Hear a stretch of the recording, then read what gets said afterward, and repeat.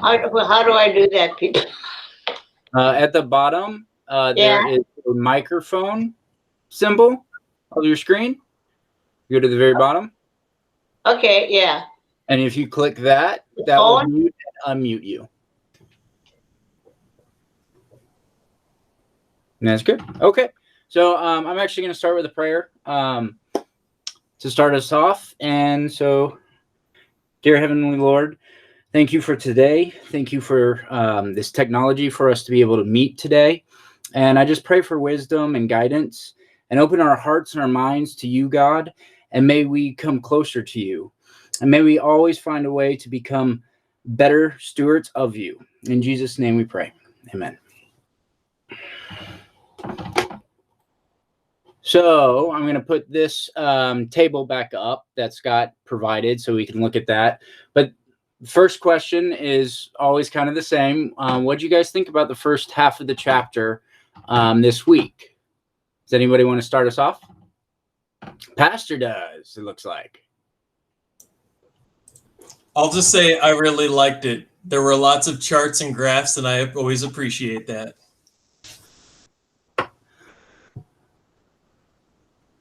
I'm going to go down to Cindy. Mama. Oh.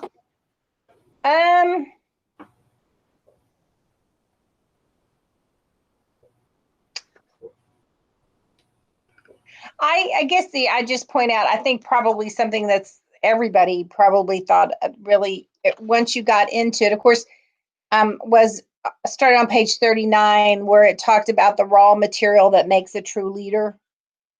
Inquisitiveness, initiative. Oh, there was another one. Wait a minute. I think there were 3. I just thought it was very interesting as he was laying that out and talking about Peter and how really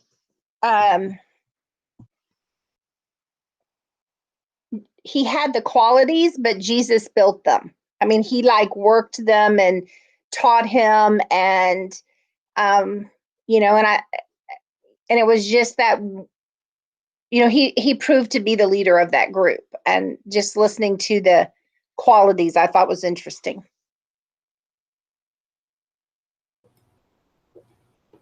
Okay, who wants to be next? The Chesfolds? You want to jump in? Sure. Yeah, one thing I noticed, and I thought that was an interesting thought, that Peter was married, but the popes who followed after Peter weren't married and aren't allowed to be married, supposedly, although there were some, I guess, in the way distant past. But in the past maybe century or so, there's not been a married pope. And they're following Peter, but Peter was married, so I thought that was very interesting. That was totally thrown out of the church at some point. So as a follow-up on that, actually what happened was as the church continued growing and kind of got into the Middle Ages, the Pope started accumulating money and power, all the bishops and everyone, cardinals, but they also kind of lost their way, and some of them would pay high dollar for their families and have mansions for them, plus their mistresses, plus anyone else. And so as a result, the church, realizing it had lost its way, put that in place, the celibacy, to kind of curb it. And it was one of the things that Martin Luther kind of was pointing out as an issue, while also pointing out that the money that they were accumulating power was also the issue. So interesting. Dave, do you have anything? And just so you guys know, if you guys can jump in, I'm not as good at being able to call everybody. So who would like to be next? Just come on and jump on. One thing I noticed was that Matthew was a tax collector, and then another apostle, I don't know which one, I can't remember, but he was kind of a terrorist that hated all the Roman people. And that must have been, or not authorities, I mean, that must have been some kind of tense times there. Yeah. Simon the Zealot, I think. I think that's what it was. Yep, that was Simon the Zealot. Which today would have been one of those people marching down the street and carrying signs and whatnot. Although he was more of a terrorist, because what they did is they went in, according to they went in, they sabotaged things, Yeah. and it was very interesting. Kill people. And kill people. Yeah, I'll say it's going to be hard to try and pinpoint them exactly in our modern times. But yeah, they were definitely ones that wanted liberation from the oppressive Roman army. Right. Okay. And kind of on that, I mean, thinking that one of the 12 was most likely somebody that either planned or did the killing of somebody, and they were a part of the 12, and like you were saying, that one of the other 12 would be somebody you would have targeted, and so that's kind of an amazing factor. Who's next? I'll go ahead. Go for it. Sure.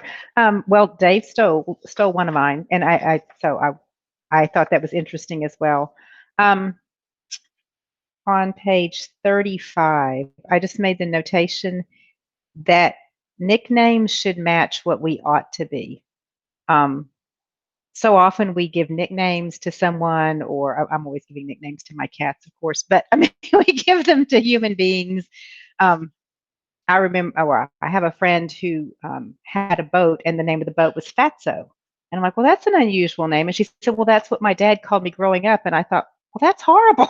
I mean, she thought it was a cute name, so I didn't go there. But we tend to do nicknames like, it used to be you might call someone Shorty or Little Bit or something like that. I'm thinking of the nice nicknames. Sometimes there aren't such nice ones, but Jesus called Peter the Rock because that's what he was supposed to be. And it gave a sports example. And it reminded me that children become what we think they'll become. There's lots of experiments, So if the teacher's told this is a class of overachievers and they all, were like 120 plus in IQ, the teachers treat them that way. What they don't realize is they're exactly the opposite, but those children still excel. And I think we should be careful what we call people. So speaking of, isn't she cute?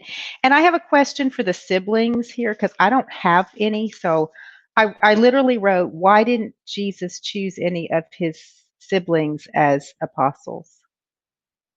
I hadn't thought of that till now, but I just thought it was interesting. Okay.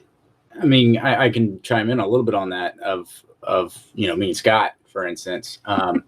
The thing that first surprised me on that, relearning that, is that he did have a normal childhood of siblings and friends and stuff like that.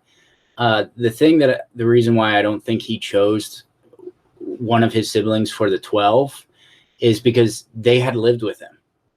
They had been around him. This was a time to show the world of a transformation of 12, to create a purpose of these 12 to go out. His brothers, in some of the early scriptures of the church, are a part of the church, but they were an original part of the 12.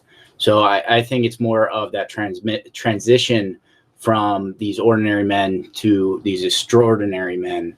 That is why he didn't pick any of them. Kimball, I saw your hand up earlier.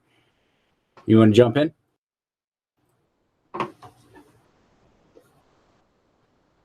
I will, if he's not ready. One thing that I really liked was the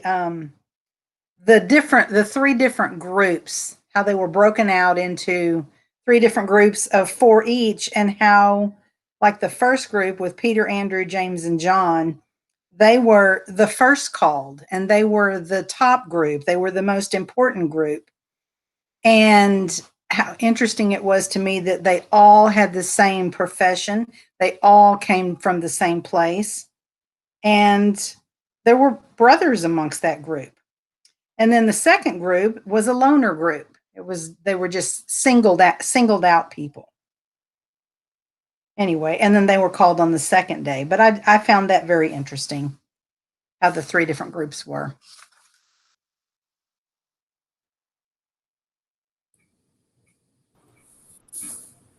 Okay, I found my red button, and not the hang up one.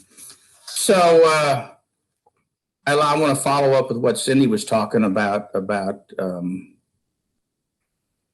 developing innate strengths in people. And throughout this whole chapter, the theme that I saw was that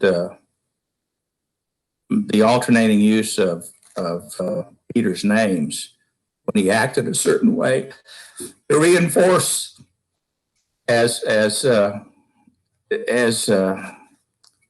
Cheryl said, to reinforce with the positive, to make him who he should be. And I never thought about it. We always talk about Peter being the rock of the church, but I did not know that he's mentioned more than all the other apostles combined. He got chastised more. He got berated. He was the only one that Christ ever called Satan. I mean, he was pretty brutal to him, and he stayed there.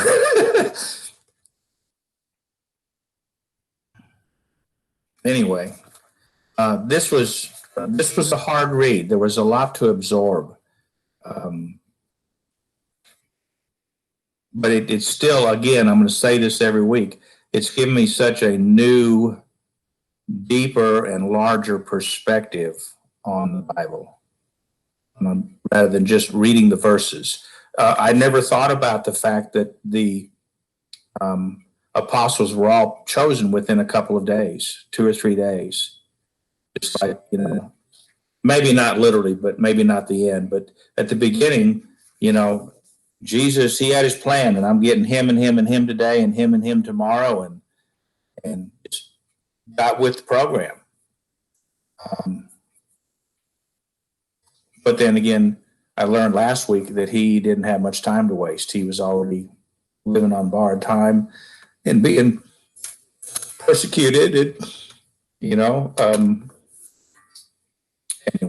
I was impressed, and I was impressed with what I learned about Paul. This, I'm going to call it backstory. It's not really, but it's new to me. So, thank you. Karen, you want to jump in? Oh, you're muted.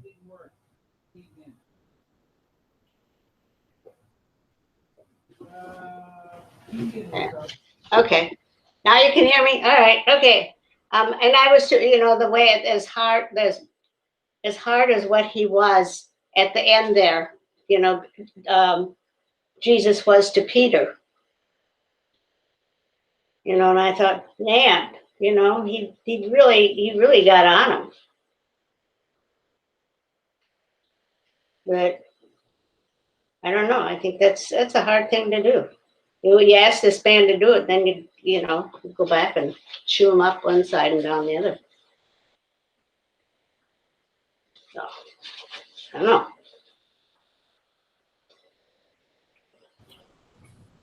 Teresa, do you want to jump in? Oh, Kimball, did you have something to add there? No, an aside. Half brothers to me signify different parents. Yet it alluded to Jesus' half brothers in here. That confused me. Say that again. Sorry. Half brothers to me have different parents. Half your stepbrothers, different mother, different father, one or the other. Right.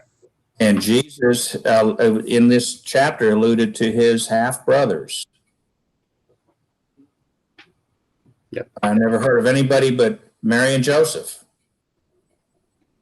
Well, he's referring to the fact of that Mary was his biological, and God and the Holy Spirit was his father. And even though that Joseph raised him, Joseph wasn't his father, his biological father. And that's what he's referring to as half brothers, as his brothers are biologically, a little is different, has a different father. Jesus did not come from Joseph.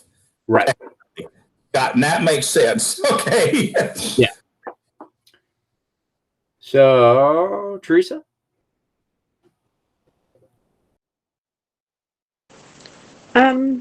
Pretty much echoing what everybody else has said. Most of the stuff I have underlined. Others have said that the one part I think that really struck me was, I forget who said it, but that Matthew, a former tax collector, and Simon, a former zealot, could be part of the same company of 12 is a testimony to the life-changing power and grace of Christ, which just kind of sums it all up, doesn't it? I love that. And it's because of God's power that we're all able to have this faith and do the things we do.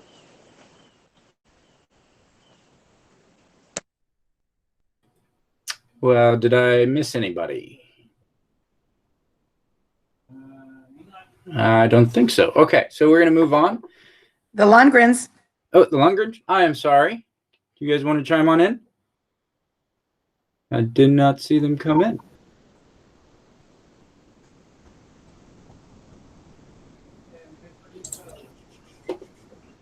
Okay, Mark. Yeah. I don't think they're on right now. E4. It says they're on, but I don't know that they're hearing you. Okay. I finally got a mute button. Okay, what was the question, first of all, Eric? We didn't hear you say the question. So the question is kind of what we've always started with, which is what were your initial thoughts of the first half of the of this chapter of our readings today? Okay. Well, I guess one thing I found especially interesting was what it takes to be a real leader. You've got to have the raw materials. You've got to have the life experiences. You've got to have the character. And I know I did a lot of interviewing of people to bring into my group when I was a manager. And I always looked for somebody who had that spark in their life, their eyes, to see that I'd engage them in some kind of a technical discussion in their field and see if they really lit up when they were talking about what they wanted to do with their life. And then I would also try to get them to talk about some place where they had really focused on a problem and solved it, so that they knew what it took, to a life experience that they knew what it took. It could be band, where you have to practice for hours and hours for just one program or whatever. But did they know that it took a lot of practice? It took preparation in order to do a good job. And of course, you always are interested in having somebody that has good character. If you can't trust them, it would be hard to work with them. So anyway, that's what I took away from this as the most meaningful. Do you have it? Well, actually, I had the same thing, Jim. Okay. The raw materials that make a true leader. And I think if you can work on those characters, that you do have the potential to become a leader.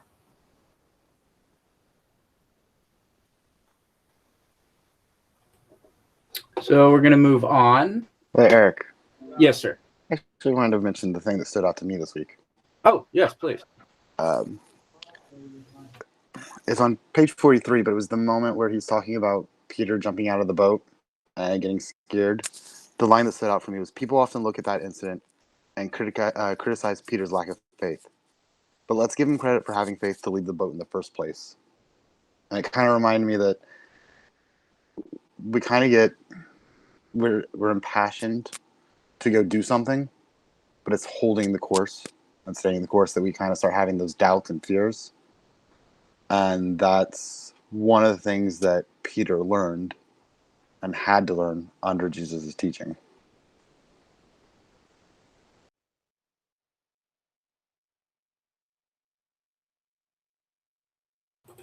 So here is my first slide. So this is the structure that we learned about. And basically everything that we have learned so far from this chapter and some of this and the chapter before, I put on here. It's a little on the messy side, so I apologize for that. And it looks like it kind of got messed up a little bit. But so like little things that we've already kind of mentioned, which was, the zealot, and everything in that matter. But I guess my first question would be, was it shocking that inside this 12, there was even smaller groups? Did you guys know that beforehand? And what did that make you feel like or think when you read that?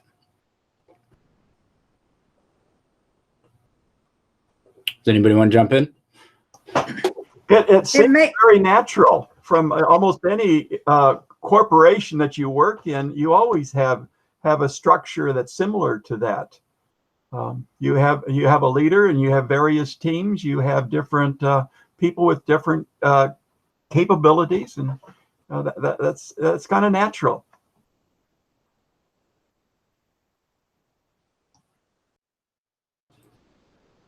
I heard somebody else chime in.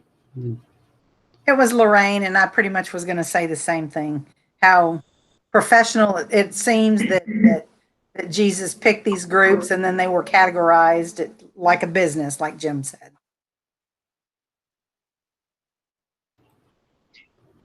So my second question. Oops, sorry. And I understand that principle because I have put together teams, but my first feeling was I felt terribly sorry for the people who weren't in group one, especially poor Matthew. I really, in The Chosen, I really got attached to Matthew. But because if you're around a charismatic leader, I mean, I've seen people at work, they all want to be, everybody wants to be around like the VP or the senior VP or whoever it is. And I thought, I wonder if they looked at it as they were coming in second place. So I don't know. I just felt bad for them. Well, actually, one of my questions is kind of going on that is if you look at it, the structure wise in the slide, and I actually had a box between Jesus, Simon, James, and John, because they did a subgroup outside of all this group and created another 4. And that leaves Andrew out. And before we even get to Andrew's chapter and learn more about Andrew, how would you feel about that? Because for me, like you were saying, it's like, do I feel left out? Do I feel all this? But I don't know. What would you guys think of being around Jesus in that sense?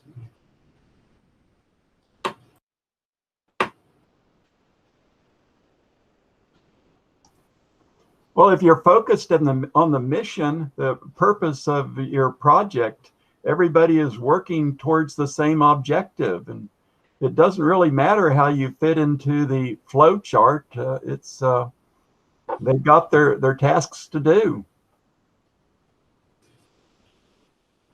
But then at the same time, we're all human as they were. And so I could see how feelings would get hurt if they weren't, like for Andrew to have been left out when Jesus was 4 with his 3, because he was human.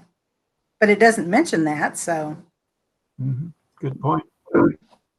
But they did have arguments among themselves about who was the greatest among the disciples, and Jesus just kind of said, if you're ready to take up your cross and follow me, then you have to, in order to be really the greatest disciple, you have to be ready to die for it. Well, and I think having these 4 groups and kind of seeing even Jesus having even the closer people, and I say that Ruth, kind of in quotations, because he spent time with each of them, and that's my belief, and we're getting a close analysis of Peter, and Peter's the greatest example that we have of our journey. And that's why it focuses on one, so we can learn from Peter. Don't remember what I was going with that, but I do have another question. Does this remind you, Pastor's laughing at me. Does this remind you of anything in the church, of any examples within the church in any way?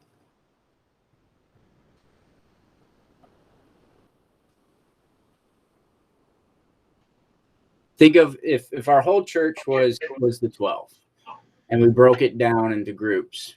We have some different words that we use on a regular basis, like, Scott, wait. Well, it's kind of like what we're doing right now. We're a Bible study, a small group of the congregation gathering to learn.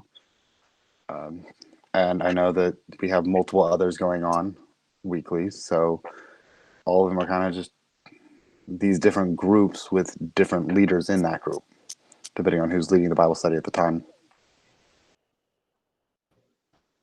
Would committees come into that too? Would anybody think about committees? That's what I was thinking, is committees and other groups that get together for particular things. Like there is not just the disciple life and all those, but there's also other ones like God's Work Our Hands, which covers everybody, and there's other ones like that too that cover more people. Because then there's the Alpha Guild, and there's all these other groups that work on different things like that.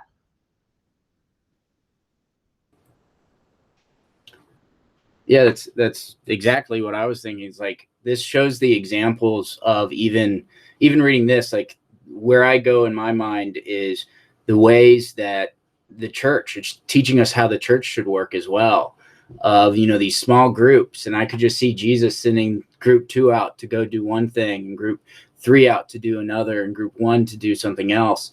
That we don't always have to be focused on just one thing within our church. We can go to the things that we thrive in. And the other big one that I always thought was interesting, within those groups, for instance, in group 2, we have the one that is the quick to faith and also the doubter in that same group. So the opposites are in that group, and it helps balance it. And it also helps those people grow. Because we learn just as much from God as we do from one another.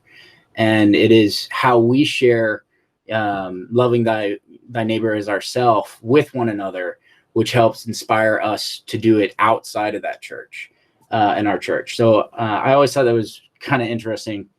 Does anybody have anything else to say about this slide? I think I interpreted your question different from the entire group. I'm in my own world on this one. Because when you asked that, I thought, oh, then I happily would love to be in group 3, because I'm that person at work too. I just want my manager to know I exist, but truthfully, put me on a project where people wonder, how did it get done? And it's less like, then I can remain anonymous. Anonymous is good. And so my manager knows what I'm doing, but not necessarily. And I think a lot of people fit in different groups within the church. They're very happy. We are very happy to be in group 3, and we don't really want necessarily to stick out like Peter or John. Although I sometimes definitely have been told I am a Peter, because I will tell people exactly what I think without really considering how they feel about it. It doesn't bother me, but that's where I'm most comfortable, is if really nobody necessarily knows that I exist. And as far as work getting done, right? It's just kind of, I like being in the back of that kind of stuff. You bring that up. Like, I've always thought that, everybody has a place, and you don't always have to be the one standing out or as Kimball said, I think on week 1, the unsung heroes within our church. That's kind of what you're talking about. And I never saw it as group 2 as that, but I think you're totally right. We don't know much about them, but they were such a huge impact in group 3. Sorry. Thank you, Scott. And yet they still did so much amazing work, that we don't even know about. So I think, yeah. So, I'm sorry. I was just going to add to that and just say that because they're all important. They all have a certain role. They all play that role. And so if you compare that to small groups in our church, they all are important because there are different people who fit different roles, and we need them at a certain time, and we need them to do certain things. And Jesus knew that. I mean, wasn't that wonderful that he knew that? He knew he had to have different personalities, different people to do the different things he needed done. So. And could you imagine having Peters and 6 Matthews? I mean, how would that work? You know? It would be an interesting classroom. I mean, as we've all been saying here, they're all so different, but different works because they all play to their strengths and they all cover each other's weaknesses. You know, that's what human dynamics says to me. You know, if you're being a true Christian to somebody and you see a weakness or something they're coming up short on, what do? You make fun of them, or you go try to lift them up and help them? Well, and I think that's what really stood out for me was Jesus didn't call just one person to fulfill a group's role. He called 4 people, and those 4 people were holding each other accountable, and yet they were also accountable then to the other groups around them. And so, yes, we're looking at this as a structure in some regards. At the same time, too, they were together. I mean, when there's only 12 of you around the dining room table, there becomes this is my room. Thank you very much. And can you please pass the mashed potatoes again? And so there's that community / commonality and realization of unity, but also we can challenge each other to hold each other accountable to make ourselves stronger. So the first thing when you guys were talking about having, all one Michaels or something like that, all I could think about was too many cooks in the kitchen. It's like too many Peters in the church. Could be the saying. What I'm hearing is that diversity is good today as well as it was back then. Well, it's also easy to remember that when a guest enters the church, some might connect better with the Simon Peter, who's loud and bold, and others might choose the James or the Simon or somebody else that is a little bit quieter. So without all of those people there to also direct and kind of figure out what's going on,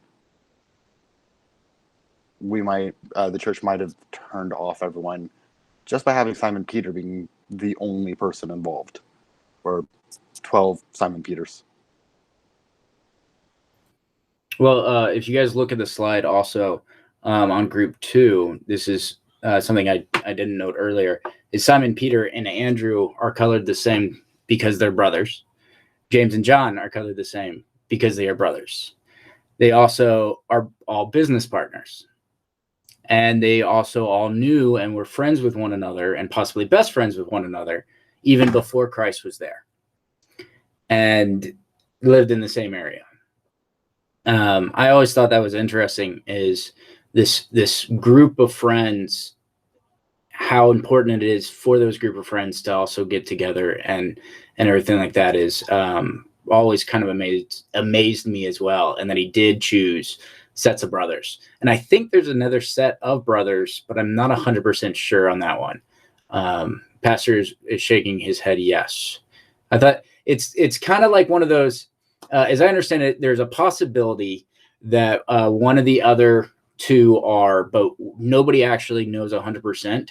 So I always thought it was interesting that if it was the case, out of the 12, there's 3 sets of brothers, and how important siblings then can be within your life and also in your spiritual life. Yeah. So I'm going to move on because the first half we learned about the structure of the 12. The second half, we started seeing the journey.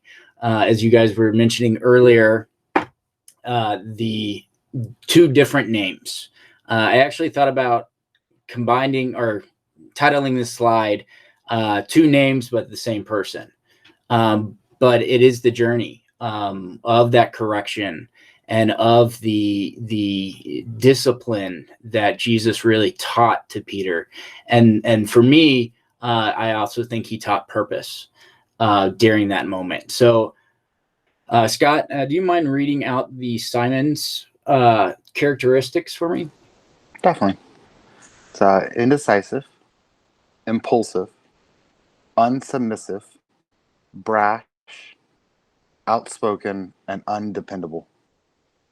So these are kind of the things that he described Simon to be. I guess my first question is, do you ever see yourself in those? And you don't have to answer, obviously, but seeing those moments that we are that way. And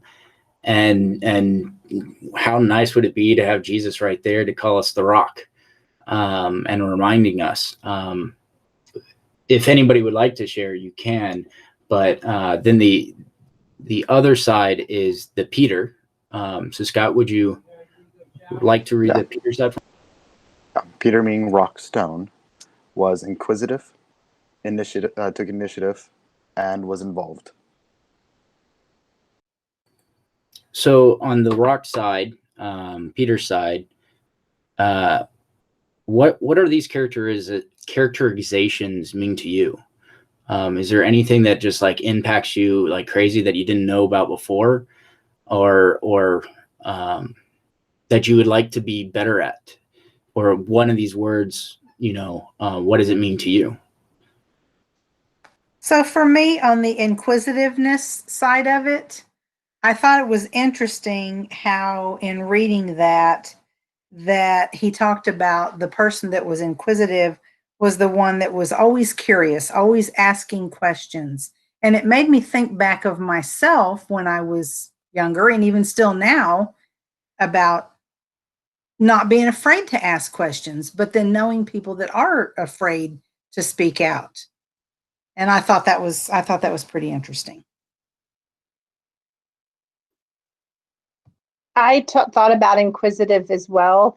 And when I read that, I thought about Max and how in every meeting, we would have when he would be at our congregational meetings, he asked questions that I didn't even think to ask. I mean, he was always on the spot. And then we always learned from the questions he asked. Thank goodness he asked those questions. He was just very inquisitive and knew what we all needed to know before we did. And that inquisitiveness made me think of him immediately, and is a quality I wish I was better at. I love the Bulldog story about how there was a pitcher who had a great arm, but he didn't have the tenacity. He was too timid to really pitch. So the manager just called him Bulldog as his nickname. And after a while, he took on those characteristics.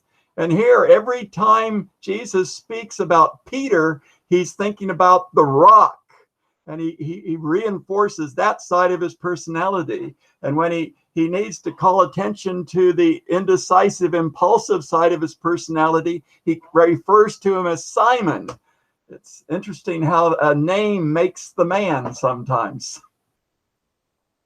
It reminded me of my childhood. Whenever my mom would call me by my first name, safe. If she called me by my full name, I was in trouble. And I knew it. And it was just thinking that, Peter, like, please call me the rock. Call me the rock. Being like, don't call my full name.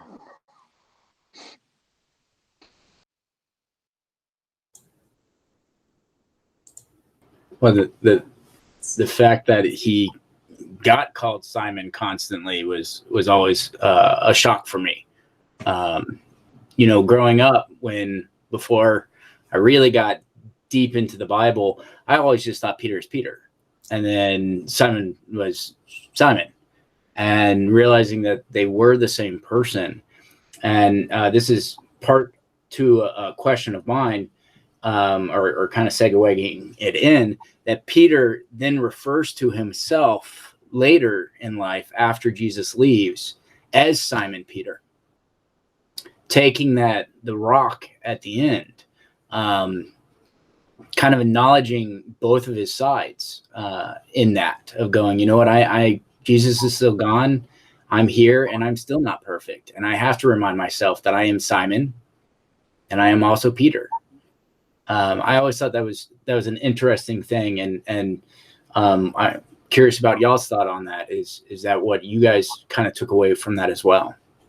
So I'll chime in a little bit here from the past question, I should say, where when he was referred to as Simon, he was very much all over the place. And as was named by others, it was when you were younger. And in many regards, Jesus was like the parent or teacher and saying, I'm trying to get you from here to here. And for those of you who are in the education field, or any of you who have been a child or been a parent, you probably can recognize in your own self or in your own life the time in which you were needing to be corrected, but also fearful of that correction. That you were hoping that you did it right, but you also knew that it wasn't perfect. Because when he would be indecisive or impulsive, I think that lended himself to be refined, to be that inquisitiveness. When he was unsubmissive or even brash, that he was willing to take an initiative, but he didn't know what direction to go into. I think Jesus was one of those people then that saw a potential. And like Jim was saying with if I can only get him to believe in himself, he could do so much. And I think by him calling himself Simon Peter, he was taking both qualities and saying, I'm not always perfect, but I'm striving to be what God is calling me to be. I can't do it all, but I'm going to be who I am, and God is going to use me how God needs me to be.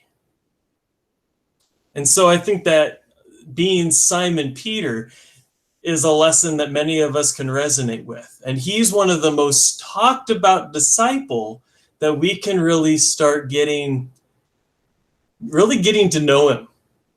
Because going back to the other list, we don't really know much about Simon the Zealot. We really don't know much about Bartholomew even. And so here we have a character, though, that we can resonate with and even connect with.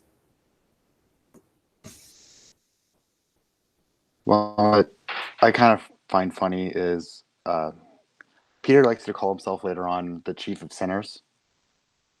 So the rock that Christ founded the church on was the chief of sinners, or thought of himself as the chief of sinners. So if that's the foundation of the church, think about us, and what it means for us in our daily life. And that's a guy who spent 3 years with Jesus, or 18 months with Jesus, camping with him, eating, sleeping, just daily chores, walking with him and learning from him. And he still called himself the chief of sinners and failed.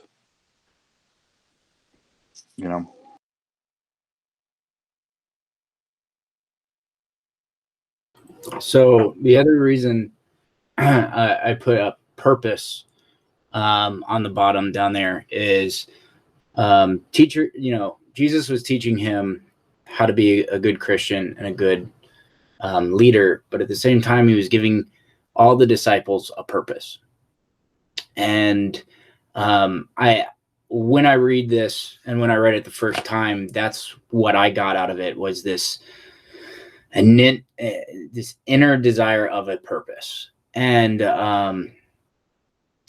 it was reminded to me very recently, I actually have a little paragraph from Chadwick Broadsman, which is the Black Panther. He spoke to his graduating class and talked about purpose. And I was going to read a little bit of it before we get going to the very end. So he says, graduation class, hear me well on this day when you have reached a high top and you are deciding your next job, your next step, career, future education. You would rather find purpose than a job or a career. Purpose crosses jobs and careers. Purpose is the essential being of you. It is the reason why you are on this planet in this particular time in history. It is the essential of you, and wrapped up in this, you are here to fulfill. Whatever you choose as your career path, remember the strength along the way the struggles along the way are meant to shape you for your purpose. And it goes on. But I wanted to read that to you and tell you to go look at it. It's a very, very powerful piece. And we're going to kind of move to the last slide. And this is kind of looking forward to the next part and kind of talking just then we can kind of talk about any other thing because we're kind of wrapping it up. So the fact that Simon was bold, and this next half is really going through what Simon learned, all the attributes that he becomes. And his big thing that he learned that me and Scott put together on this was restraint. So he was the bold one, but then he had to be brought back to really see what he has to do and learning that. So I guess for the last 10 minutes, we only have 10 more minutes left. Is there anything else that anybody felt or thought about during this Bible study today?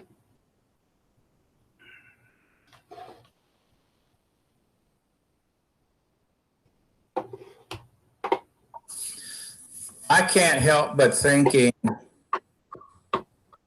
the incredible risk that all of the disciples, the apostles took in believing that they could measure up.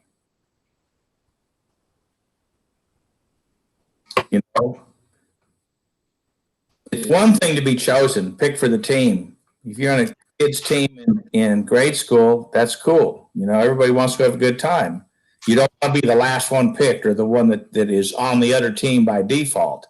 But in this situation, you know, it wasn't a team. It wasn't just fun and games. It was a pretty serious calling. And if they had, not if, they had the belief that he was the Messiah, I think all I could ever say is, why me? I can't measure up. I can't do you justice. I don't see or hear any of that. There's such complete blind faith.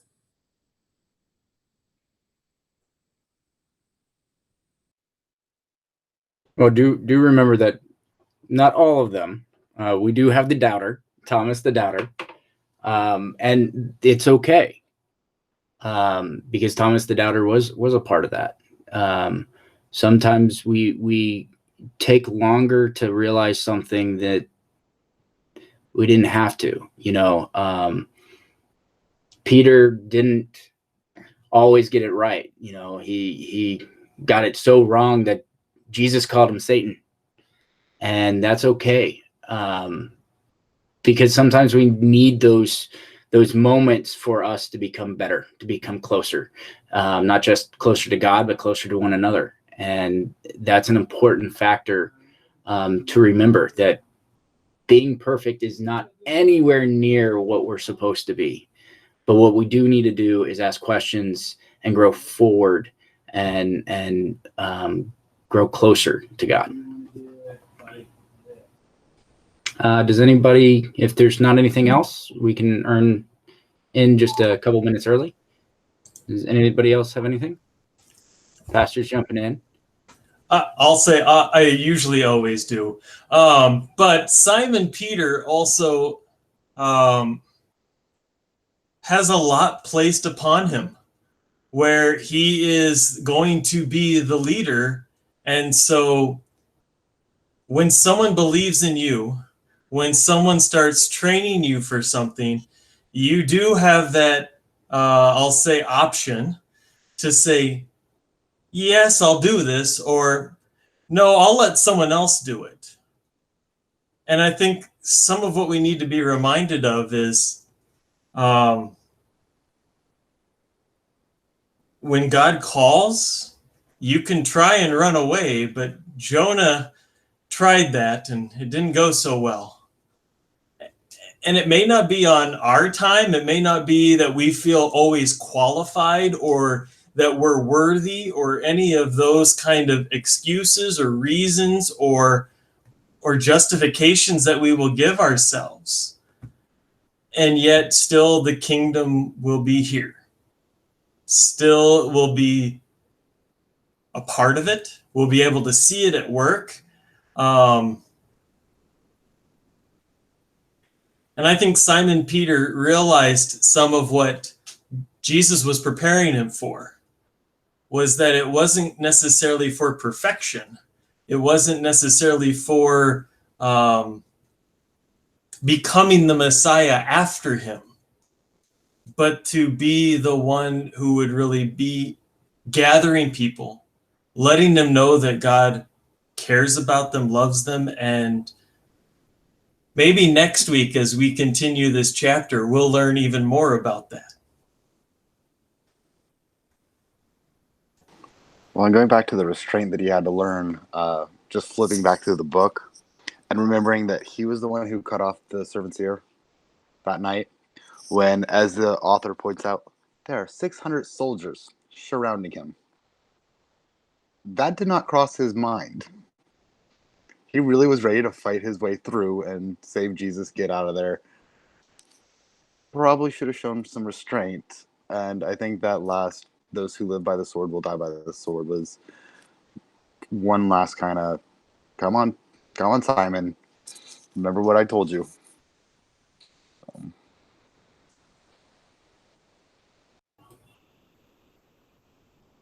Does anybody have anything else? Does somebody want to lead us in the Lord's Prayer and close us out? Any volunteers?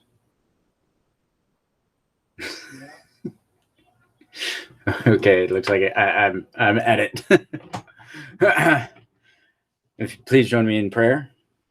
Our Father, who art in heaven, hallowed be thy name. Thy kingdom come, thy will be done, on earth as is in heaven. Give us this day our daily bread, and forgive us our trespasses, as we forgive those who trespass against us. And lead us not to temptation, but deliver us from evil. That thine is the kingdom, the power, and the glory, forever and ever. Amen. Thank you, guys. I hope you enjoyed today. Thank you for leading us. Before everybody jumps off, let me remind you that tomorrow night we have a prayer walk at the church.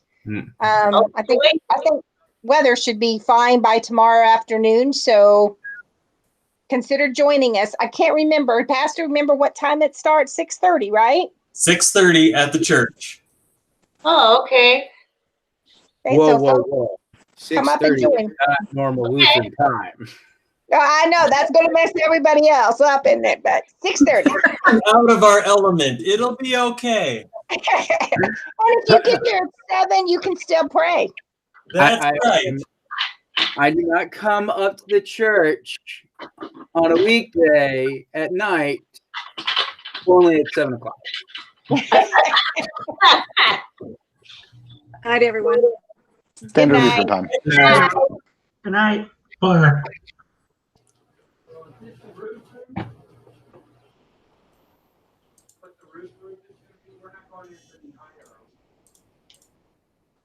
I kept trying to mute myself because you could hear